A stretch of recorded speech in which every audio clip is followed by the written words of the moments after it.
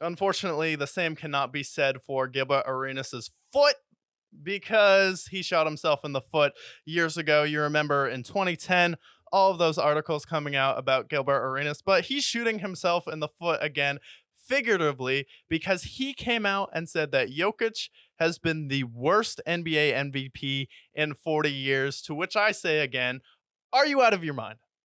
Yeah. Gilbert Arenas, I like how at this point in NBA media, it's going to be a bunch of old, washed up NBA players saying the most outlandish bullshit.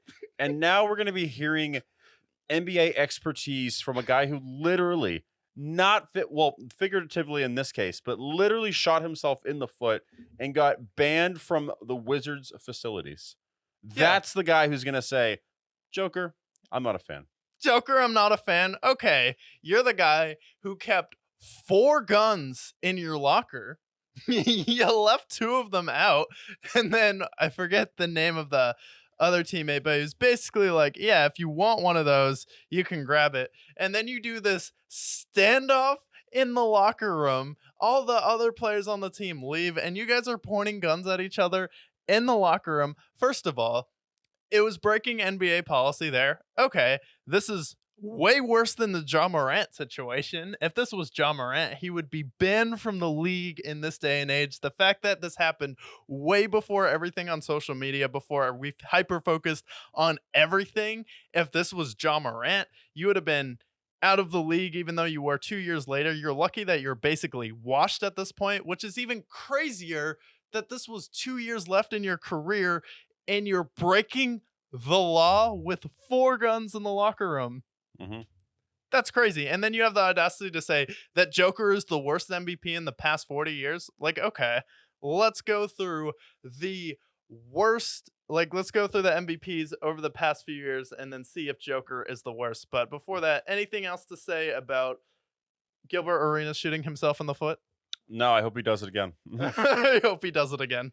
But So, so the MVP conversation is an interesting one. yeah. Over the last 30 years, well, obviously there's going to be some that we're going to obviously say are great. When I think of great MVPs, I think of Steph Curry's 2016, 2012 LeBron, and then obviously we got some Jordan in there.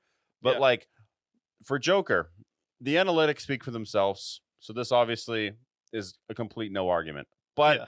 for the sake of it, let's go through the MVPs and one by one we can say who had the better MVP. Did Joker have the worst of the MVPs? Okay. And then also like the when you talk about like the old washed up players taking up the media, these are the same people who are like analytics don't matter.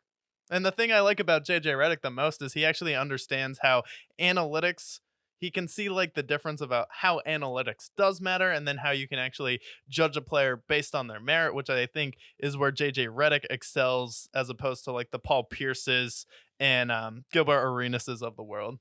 Yeah, I agree. But starting last year, we had Joel Embiid win 33 points, 10 rebounds, and 4 assists in a year that a lot of people in retrospect were like, maybe we should have given it to Joker because the efficiency stats were better and he had more assists that year and his team was the number 1 team in his conference, ends up going on to win the championship.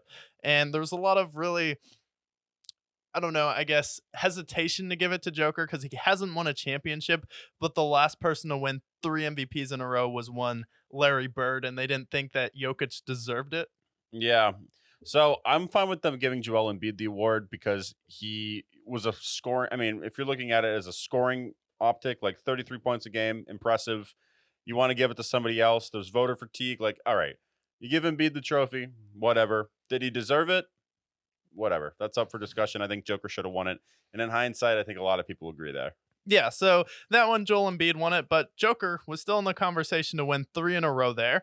And then Jokic wins in 2021, 2022, averaging, let me see here, 27 points, 13 rebounds, and 8 assists there. What a great stat line. Better. And then that was, I believe, with Jamal Murray hurt It as was. well It because was. they lost to the Warriors. That was the year the Warriors won the title, but they lost in the first round. But it was still there was no Jamal Murray on that team. You just acquired Aaron Gordon, Michael Porter Jr. still finding his way a little bit there. So Joker was really the most valuable player in the league that year.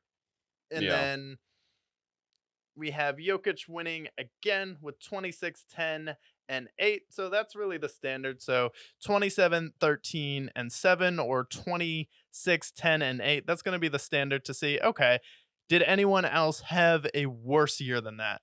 And then after that, we had Giannis win back to back, going 29, 13, and 5. So Jokic has more assists there. Pretty similar points. Giannis averaging a few more points a game, but Giannis has 13 rebounds, and Joker ends up having 13 rebounds in 21 and 22. So that one's kind of a wash, but I think overall Joker's more efficient. Yeah. So his argument's already proven wrong.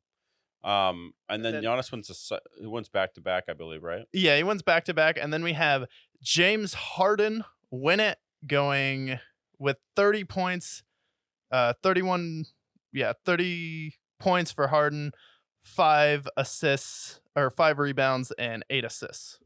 Yep. And that was one of those things where he was winning. He was getting second place in the MVP for so long. He was due for an MVP. So James Harden winning that, that's fine.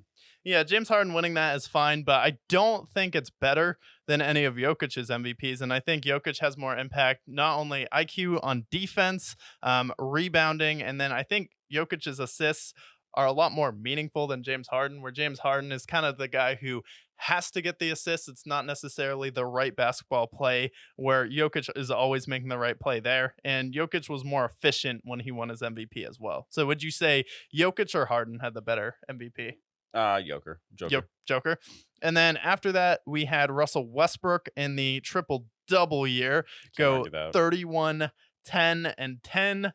But he was really the only player on that team. He was the most athletic player. Would you give Russell Westbrook the nod over one of Jokic's MVPs? He averaged a triple-double. He averaged a triple-double. We'll give it to Westbrook there, but I do remember them being the 7th seed that year, so that's one thing you can knock him for. But at the end of the day, he averaged triple-double. If we're going for this, I'll give it to Russ. Yeah, and then Joker did lose in the first round as well. So did Russ there, so I could see the argument. And then after that, we have back-to-back wins for Steph Curry. The second MVP was the first unanimous MVP of 30, 5, and 6. It was 2016, right? Yeah, that's 2016, Steph. That was completely video game on another level. But the year before that, he won the MVP, averaging 23, 4, and 8. Yeah, I mean, that's the argument's already over. I will say with 2016 Steph, though, that is one of the greatest seasons of all time. MVP-wise, season-wise, he hit 402 threes, which, with the record that he had broke, which was his own record at that time, was equivalent to hitting 104 home runs in baseball and 75 touchdowns in football. So that season, that's great. I don't think anybody passing touchdowns. Yes, Jesus. Yeah, so I don't think anybody will ever beat that record. However, 2015 Steph, I mean, every single statistical category he beats him in. So this argument's already over. Yeah, that might be the worst MVP in the past 40 years, because that was the year James Harden was like, "Are you kidding me?" Can we look at Steve Nash's MVP? Yeah, Steve Nash. Because Steve Nash is one of those guys. He beat out Kobe Bryant, I believe, in 2006. Oh my God, he averaged 18 points. Jesus Christ. He averaged 18. What was he? 18, 4, and 10. 18, 4, and 10. Dude, come on. And Jokic is the worst one. This was literally in Gilbert Arenas' era. He had Steve Nash. And keep in mind that Steve Nash also had Amari Stoudemire, Caron Butler, and a bunch of other. No. It gets worse than that. Because the Steve Nash won back-to-back MVPs. In the year before his second one, he averaged, wait for it, 15 points, 3 rebounds, and 11 assists. I get you had 11 assists and, everything you were doing on offense, but you averaged 15 points, and we're saying that, and you can't play defense. And what did you do in the playoffs? Because I don't think they made the Western Conference Finals that year. I think they lost in the first round. Would have to double check. I would have to pull that up. In the comments, call us idiots. I don't care. You didn't get to the finals and win it, which Jokic has done. But either way, 15 points a game, and you're talking about the worst. is over. It's done. over. I don't want to hear anymore. I don't want to hear anymore because I don't want to have to rip on anyone else. Like we can go to Karl Malone, won it, averaging 23 points, 9 rebounds, and 4 assists. Like, what are we talking about? Like, this Such is a lazy argument. garbage. Like, what a garbage take from Gilbert Arenas coming from the guy who literally shot himself in the foot. After that, he was out of the league in 2 years. And I don't mean to hold that against him. But this argument, like, kind of discredits your ability to. This is why I hate, like, oh, you didn't play in the NBA. You never played professional basketball, so you don't get to talk about it. I'm like, really? So if a pro basketball player says Jokic is the worst MVP in the past 40 years, when Steve Nash won it averaging 15 points, Karl Malone won it averaging 23 points, and then Steve Nash, like, rebounds don't even compare. Like, what are we talking about?